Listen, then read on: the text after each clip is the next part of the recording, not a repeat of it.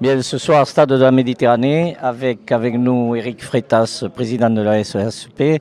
Alors, bonjour Eric. Bonjour. Assemblée générale. Oui, tout à fait. Assemblée générale de l'association. Nous avons depuis quelques années modifié un peu la façon de faire. Avant, l'Assemblée générale était le rapport moral, le rapport sportif et l'Assemblée générale financière. C'est un peu paradoxal parce que à cette période-là, les comptes ne sont pas encore arrêtés.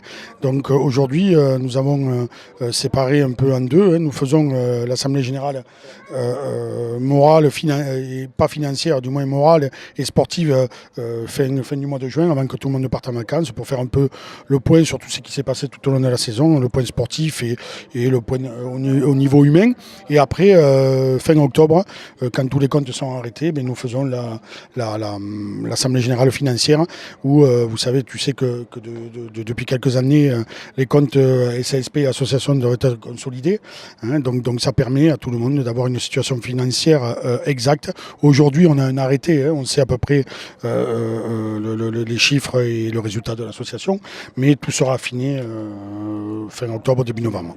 Oui, donc alors, dis-nous un peu, Eric, la SESP quand même drive les enfants de 5 à 22 ans, c'est-à-dire jusqu'aux espoirs. Le bilan sportif pour cette année? Un bilan sportif, c'est vrai qu'il y a un travail de fourmi qui a été mis en place. Nous avons récupéré un responsable sportif, Christophe Chollet, qui va être aujourd'hui salarié à plein temps de l'association. Parce que quand on compare avec les autres associations de clubs professionnels, nous sommes la seule à ne pas avoir de salariés à plein temps qui s'occupent du sportif. Notre budget est à peu près à 530 000 euros. Qui est fait de subventions, qui est fait de partenariats, de sponsoring, de soirées organisées, de loto, tout ça. Quand on compare avec le numéro 1, c'est l'ASM, Clermont-Ferrand, ils ont 5 millions de budget, donc c'est 10 fois plus. Nos voisins de Montpellier ont 2 millions. Mais eux ne s'embêtent pas, ils ne vont pas chercher un centime. Tout arrive soit de la convention avec le secteur professionnel, soit de subventions, de l'agglo, du conseil général, tout ça. Donc nous, heureusement, nous avons des dirigeants qui sont exemplaires, qui au quotidien font un travail de romain pour aller chercher l'argent qui nous manque. Voilà, donc c'est vrai qu'on a des difficultés là-dessus. Et c'est vrai que quand on compare avec les autres associations, on n'a pas les mêmes moyens. Donc on n'avait pas jusqu'à présent de salle de musculation pour les plus jeunes. C'est fait. Donc le secteur professionnel nous a laissé une partie du clubhouse où nous avons équipé une salle de musculation parce qu'on s'apercevait que quand on rencontrait diverses équipes, sur le jeu, on était cohérent. Mais sur la densité physique, sur l'impact, il nous manquait quelque chose. Aujourd'hui, les gamins se doivent, à partir de cadets, de faire un apprentissage du gainage pour être prêts physiquement. Quand on voit, on a rencontré un cadet cette année en 8e de finale championnat de France, Toulon. Sur le jeu, on était bon. Mais sur la partie densité physique, il y avait un écart important. Alors Eric, pour terminer, pour conclure, merci d'abord, merci. Alors, tu l'as dit, ce club de Béziers, ce maillot, il a toujours de la reconnaissance, il est toujours admiré avec les autres clubs. C'est une vitrine, c'est important.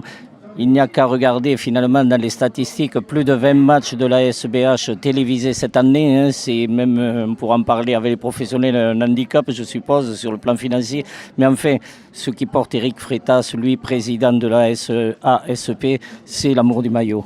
Oui, c'est l'amour de nos couleurs. Moi, je suis rentré au club, j'avais 10 ans. J'en ai 50 aujourd'hui, j'ai jamais quitté mon club. Ça fait 40 ans que je suis au club. Aujourd'hui, je suis président parce qu'il en faut un. Voilà, donc si je devais un jour entraîner les poussins, ça serait avec autant de plaisir. Je suis amoureux de ma ville, je suis un biterrois, je suis amoureux de mon club. Donc, on fait beaucoup de sacrifices et quelque part, des sacrifices professionnels, familiaux. Mais après, ça ne devient pas le sacrifice. C'est un plaisir quand on voit tous les bénévoles au quotidien qui œuvrent, tous ces gamins qui se régalent tous les mercredis, tous les week-ends sur les prés et apporter notre maillot rouge et bleu, c'est le plus grand des plaisirs.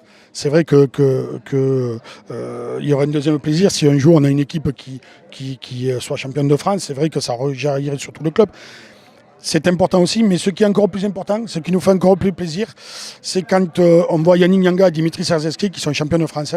Quand je les croise vendredi soir et qui viennent nous remercier de ce qu'on leur a appris, c'est quand même ça aussi important. C'est l'esprit rugby. Et nous, on aspire à ce qu'il y ait un maximum de gamins qui évolue surtout à Béziers, mais qui évolue le plus haut possible et qui continue à jouer au rugby et à porter très haut les couleurs de notre club. Alors dans un monde de plus en plus tourmenté où l'on voit une jeunesse parfois livrée à elle-même, il faut quand même, avant de se quitter, souligner cette valeur pédagogique que vous avez, vous, les bénévoles, les gens amateurs, qui prenaient en main, encore répétons-le, des enfants à partir de 5 ans et qui apprennent à connaître les valeurs du rugby français et du rugby en général. Oui, tout à fait, oui. On dit que le rugby, c'est les valeurs de la vie. Aujourd'hui, on s'implique de plus en plus dans le milieu scolaire. Hein.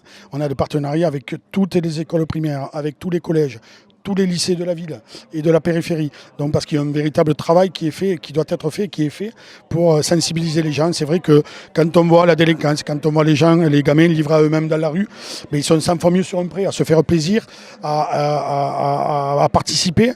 Je me répète, quand on voit le bonheur que ces gamins amènent à d'autres personnes quand ils sont sur des tournois, partageons encore notre état d'esprit. On a un beau sport, avec des vraies valeurs, encadrées par de gens de valeur. Continuons le plus longtemps possible. Quand je vois, je me répète, vendredi soir, le stade rempli de 100 000 Français, le stade à Barcelone, avec des gens joyeux. On a déambulé partout dans la ville, il n'y a pas eu un incident. Tous les gens étaient ravis, on a fraternisé avec des Bayonnais, avec des Toulonnais, avec des gens de toute la France. Nos gamins, c'est pareil, on fait des échanges avec Bourgoin, avec Brive, avec plein. Et cet état d'esprit-là, il faut qu'il dure longtemps. Et je ne sais pas si ça sauvera notre société, mais sur notre bonne vieille ville bitéroise, j'espère qu'on aura de plus en plus de gamins qui viendront se faire plaisir et amener un état d'esprit. Eh bien, il ne reste plus qu'à dire, pousser un cri. Nous sommes les Qatars, tu l'as dit Eric, à qui est-ce Béziers? Oui, tout à fait, je le partage pleinement. Merci. Merci à vous.